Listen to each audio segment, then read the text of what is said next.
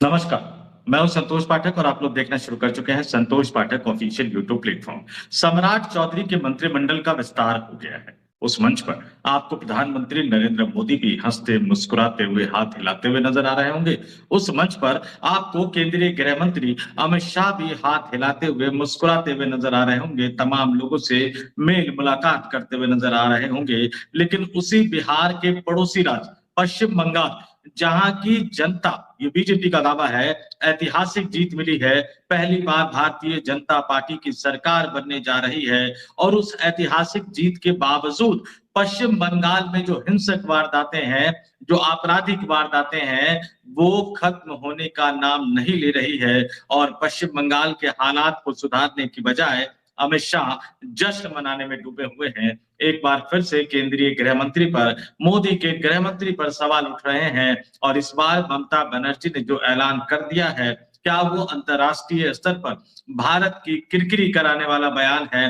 क्या मोदी सरकार का चेहरा अब अंतर्राष्ट्रीय स्तर पर भी बेनकाब होने जा रहा है? और क्या भारत की घरेलू राजनीति का असर अब वैश्विक मंच पर भी भारत की छवि पर पड़ने जा रहा है? क्योंकि अब तक दुनिया भारत को दुनिया के सबसे विशाल लोकतांत्रिक देश के रूप में देखा करती थी, गांधी के देश के रूप में इज्जत किया करती थी। लेकिन अब हमारे ही देश की एक बड़ी नेता, और वो भी महिला नेता, अगर दुनिया की सबसे बड़ी अदालत में शिकायत लेकर जाएगी कि देश के प्रधानमंत्री नरेंद्र मोदी के नेतृत्व वाली सरकार उनके संवैधानिक अधिकारों का हनन कर रही है, और भारत की कोई भी संवैधानिक इकाई जो लोकतंत्र की मूलभूत गारंटी होती है, वो उनके लोकतांत्रिक अधिकारों की रक्षा नहीं कर पा रही है। सोच लीजिए भारत के लिए कितनी शर्मनाक स्थिति होगी। लेकिन आखिर फिक्र किसको है? तो ये बड़ी स्टोरी लेकर आपके सामने आया हूं। एक एक करके तथ्यों को आपके सामने रखूंगा। और आज मैं आपसे एक अपील जरूर करूंगा, आप कमेंट करके जरूर सीधे सीधे मुझे बताइए, गलती किसकी है, मोदी शाह की जोड़ी की या ममता बनर्जी और अभिषेक बनर्जी की जोड़ी की? बंगाल में चुनाव हो चुका है। चुनाव के बाद एक नतीजा आया है, उसको एक्सेप्ट किया जाए या ना किया जाए, उस पर गड़बड़ी के कई तरह के गंभीर आरोप लगाए जा रहे हैं। और ये आरोप पूरी तरह से झूठ है, ऐसा नहीं कहा जा सकता। चुनाव आयोग की भूमिका पर निश्चित तौर पर सवाल उठ रहे हैं। और बड़ी जीत के बाद भी जिस पैरामिलिट्री फोर्सेस या सशस्त्र बलों के रहने का दावा अमित शाह ने किया था, जो कि गृह मंत्रालय के अधीन आते हैं, अभी चुनाव आयोग उसको डिप्लॉय कर रहा है। लेकिन सिर्फ चुनाव आयोग के हवाले वो सुरक्षा बल है, ये कहकर क्या गृह मंत्री अमित शाह अपनी जिम्मेदारियों से मुक्त हो सकते हैं? आपका क्या मानना है? कमेंट करके जरूर बताइएगा। सीधे सीधे दो तीन तथ्य रखूंगा मैं। क्या हो रहा है पश्चिम बंगाल में, ये हम और आप लगातार देख रहे हैं। किस तरह के हालात हो रहे हैं वो भी देखिए। पश्चिम बंगाल में भारतीय जनता पार्टी के मुख्यमंत्री पद के जो प्रबल दावेदार माने जा रहे हैं, हालांकि अब रेस में थोड़े से वो पिछड़ते हुए नजर आ रहे हैं, शुभेंदु अधिकारी के पर्सनल असिस्टेंट पीए चंद्रनाथ रथ, 42 साल जिनकी उम्र थी, उनकी बुधवार रात को 10:30 बजे गोली मारकर उनकी जान ले ली गई, उनकी हत्या कर दी गई। और घटना के समय चंद्रनाथ कोलकाता से मध्यम ग्राम स्थित अपने घर स्कॉर्पियो से लौट रहे थे। वह ड्राइविंग सीट के बगल में बैठे थे, उनके साथ ड्राइवर एक अन्य व्यक्ति भी था। और कोलकाता से करीब 20 किलोमीटर दूर दोलतला से मध्यम ग्राम के बीच एक कार पीछे से आई और स्कॉर्पियो के सामने जाकर रास्ता रोक दिया। फिर एक बाइक पर हमलावर आया और स्कॉर्पियो की बाई तरफ से 6 से 10 राउंड फायरिंग की, बिल्कुल फिल्मी स्टाइल में। और उसके बाद उनको जब नजदीकी अस्पताल ले जाया गया तो डॉक्टरों ने उनको मृत घोषित कर दिया। और इसके बाद आरोप प्रत्यारोप का एक नया दौर शुरू हो गया है। वो सिर्फ, मैं फिर से याद दिला दूं, वो सिर्फ शुभेंदु अधिकारी के पीए ही नहीं थे, बल्कि जिस भवानीपुर कंस्टिट्यूंसी पे ममता बनर्जी वाला विवाद हुआ था, वहां पर वो बीजेपी के यानी शुभेंदु अधिकारी के काउंटिंग एजेंट भी थे। और अब आरोप लगाया जा रहा है कि कई दिनों तक रेकी की है, ये तमाम चीजों के आरोप लगाए जा रहे हैं। बीजेपी तृणमूल कांग्रेस पर आरोप लगा रही है, लेकिन तृणमूल कांग्रेस ने बुधवार रात को ही एक बयान जारी करते हुए इस आरोप का खंडन किया और सीबीआई जांच की मांग की है। आप ये समझिए, तृणमूल कांग्रेस इस मामले के सीबीआई जांच की मांग कर रही है। बीजेपी टीएमसी पर आरोप लगा रही है और टीएमसी सीबीआई जांच की मांग कर रही है। और क्या कहा टीएमसी ने बुधवार रात को स्टेटमेंट बयान जारी करके कि हम मध्यम ग्राम में चंद्रनाथ रथ की निर्मम हत्या की निंदा करते हैं। हम इस मामले में सख्त से सख्त कार्रवाई की मांग करते हैं, जिसमें कोर्ट की निगरानी में सीबीआई जांच कराई जाए, अन्य भाजपा और टीएमसी कार्यकर्ताओं की हत्या की भी जांच कराई जाए। तो क्या ये मामला जो बताया जा रहा है उसके अलावा कुछ और है? क्या इस मामले में जो दिखाने की कोशिश की जा रही है पर्दे के पीछे कुछ और है?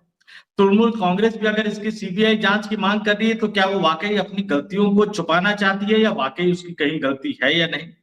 आपका क्या मानना है? कमेंट करके जरूर बताइएगा। लेकिन सीधे तौर पर पश्चिम बंगाल में अगर बीजेपी को ऐतिहासिक जीत मिलने के बावजूद भी अगर वहां कानून व्यवस्था की यह हालत होगी तो फिर कई तरह के सवाल उठेंगे और मोदी के गृह मंत्री पर।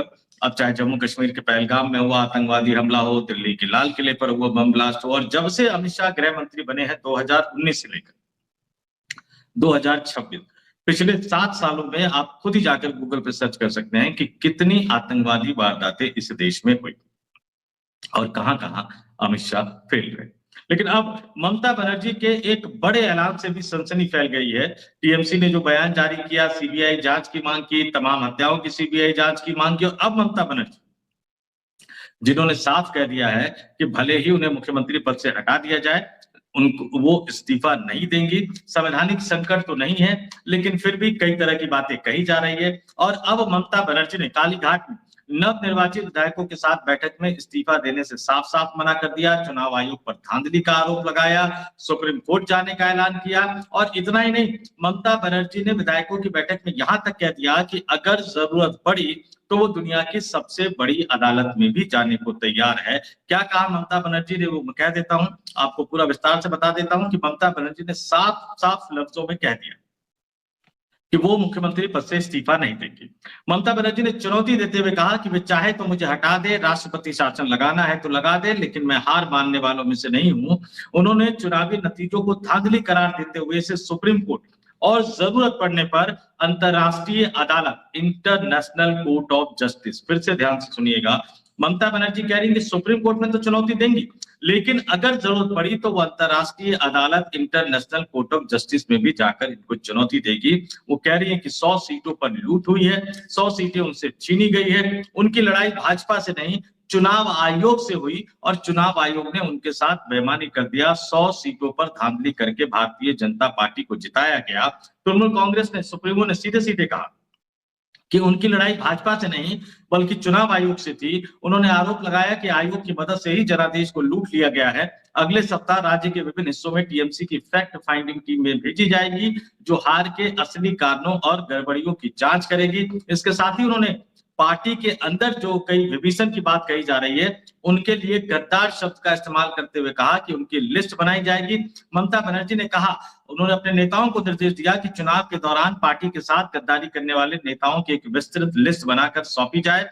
भाजपा के 9 मई को होने वाले शपथ ग्रहण समारोह के दिन ममता ने एक अनोखा संदेश भी दिया है। उस दिन सभी तृणमूल कार्यालयों में रविंद्र संगीत बजाया जाएगा। और अभिषेक बनर्जी, ममता बनर्जी के बीच मतभेद, इन तमाम चीजों को खारिज करते हुए उन्होंने कहा, अभिषेक बनर्जी की मेहनत को सराहा और पूरी टीम के साथ सम्मानित भी किया। अभिषेक ने भी साफ किया कि दीदी पार्टी संभालेंगी और वे साय की तरह दीदी के साथ यानी ममता बनर्जी के साथ खड़ी रहेगी। हालांकि कई तरह की खबरें, किससे कहानियां आई, कितने विधायक गायब, इतने विधायक गायब, लेकिन अब मोटे तौर पर बताया जा रहा है कि जो विधायकों की बैठक, तृणमूल कांग्रेस के नवनिर्वाचित विधायकों की बैठक ममता बनर्जी ने बुलाई थी, उसमें से 11 नवनिर्वाचित विधायक अनुपस्थित रहे, जिससे टीएमसी खेमे में बड़ी सुगबुगाहट है। क्या ये विधायक पाला बदलेंगे या क्या करेंगे, ये तमाम चीजें कही जा रही है।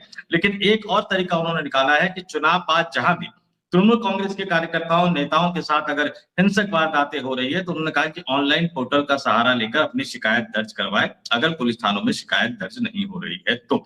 यानी एक नया तरीका निकाला। लेकिन अब जरा हम दूसरे पहलू पे बात कर लेते हैं, जो ममता बनर्जी ने अंतरराष्ट्रीय अदालत जाने की बात कही है।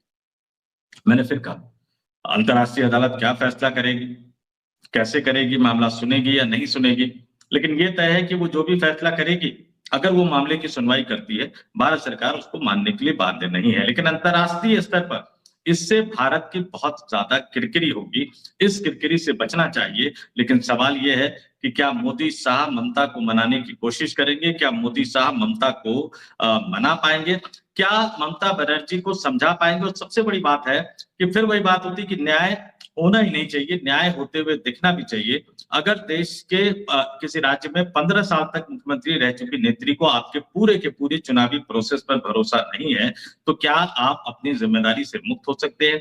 क्या जिन गड़बड़ियों की बात कही जा रही है, उन जिम्मेदारियों से मुक्त हो सकते हैं? और कई जगह कई तरह की खबरें आई हैं और आंकड़े बता रहे हैं कि जितने आपने एसआईआर के नाम पर काटे, बड़ी सीटों का जो फैसला हुआ है, वो आंकड़ा भी एक बार मैं फिर से दोहरा देता हूं, आपके सामने आया होगा। ये भास्कर ने बड़ा रिसर्च करके ये खबर रखी है कि बंगाल में भारतीय जनता पार्टी को तृणमूल कांग्रेस से 32 लाख ज्यादा वोट मिले हैं। ध्यान से सुनिएगा, 32 लाख ज्यादा वोट मिले हैं और एसआईआर से हर सीट पर 30,000 वोट कटे हैं। हर सीट पर 30,000 कटे हैं और 176 सीटों पर इससे कम के अंतर से जीत हार का फैसला हुआ है और इन 176 सीटों में से 128 सीटें भारतीय जनता पार्टी जीती। मोटे तौर पर ये जो 32 लाख का आंकड़ा है उसको इस तरह से भी समझ लीजिए कि 27 लाख लगभग जो है वो लॉजिकल डिस्क्रिपेंसी के नाम पे काट दिया गया और 6 लाख के आसपास नए मतदाता जोड़े गए। वो 18 वर्ष के हैं, पहली बार के वोटर हैं। ये तमाम चीजें देखिए तो गड़बड़ी हुई है, ऐसी बात नहीं है कि गड़बड़ी नहीं हुई है। अब अंतर्राष्ट्रीय अदालत में जाएंगे तो वहां कौन सुनेगा, ये भी आपको बता देता हूं। अंतर्राष्ट्रीय अदालत यानी इंटरनेशनल कोर्ट ऑफ जस्टिस की साइट खोली मैंने, तो पता लगा कि उसके जो प्रेसिडेंट है, जो अध्यक्ष हैं इंटरनेशनल कोर्ट ऑफ जस्टिस के, वो जापान के हैं। उसके बाद जो वाइस प्रेसिडेंट है वो युगांडा के हैं और अन्य जजों की अगर मैं बात करूं तो उसमें स्लोवाकिया भी है, फ्रांस भी है, चाइना के भी जज हैं, इंडिया के जज दलवीर भंडारी साहब उसमें है, लेकिन चाइना उसमें है, आप ध्यान से सुनिएगा। फिर जर्मनी के जज है, ऑस्ट्रेलिया के जज है, ब्राजील के है, मैक्सिको के है, अमेरिका के है, रोमानिया के हैं, साउथ अफ्रीका के हैं, जॉर्डन के हैं, केनिया के, ये जज वहां पर है। और इतने देशों के जुडिशियल फर्टिनिटी से जुड़े जो जज है वो वहां इस मामले की सुनवाई करेंगे। इनमें से कोई एक जज को दायित्व मिल सकता है, 2 जज को दायित्व मिल सकता है, वहां का वर्किंग स्टाइल क्या है, फंक्शनिंग का तरीका क्या है, इसको देखना पड़ेगा। लेकिन ममता बनर्जी का उस अदालत में जाना ये भारत के लिए एक शर्मिंदगी का सबब हो सकता है। देखते हैं इस देश की सरकार नरेंद्र मोदी और अमित शाह की जोड़ी और क्या क्या गुल खिलाएगी। अंतरराष्ट्रीय स्तर पर हम पहले ही देख रहे हैं कि अमेरिका ने भारत की क्या हालत कर दी है। हम कभी अमेरिका की तरफ जाते हैं, कभी चाइना की तरफ जाते हैं। रशिया जो हमारा भरोसेमंद दोस्त था, हमने उसका साथ कैसे छोड़ दिया। ईरान जो हमारा भरोसेमंद देश था, हमने उसका साथ कैसे छोड़ दिया। अपने इन्वेस्टमेंट वाले चाबहार प्रोजेक्ट को हमने कैसे छोड़ दिया अमेरिका के प्रेशर में। और हम सस्ते तेल और गैस को छोड़ के महंगा तेल और गैस क्यों ले रहे हैं। ये तमाम चीजें हम पूरी दुनिया में भारत की एक अलग तरह की छवि बन गई।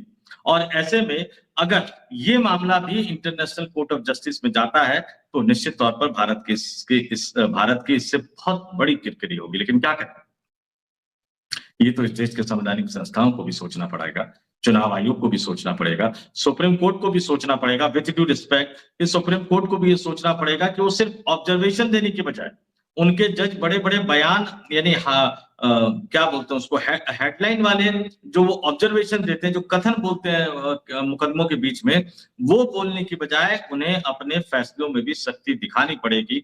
इस देश के संविधान ने सुप्रीम कोर्ट को संविधान के संरक्षक की संज्ञा दी है और सुप्रीम कोर्ट के मुख्य न्यायाधीश समेत तमाम न्यायाधीशों को ये याद रखना चाहिए और इस देश की तमाम संवैधानिक संस्थाओं को भी कहीं ना कहीं याद रखना चाहिए। क्या वो याद रख पाएंगे या नहीं रख पाएंगे, कमेंट करके जरूर बताइएगा।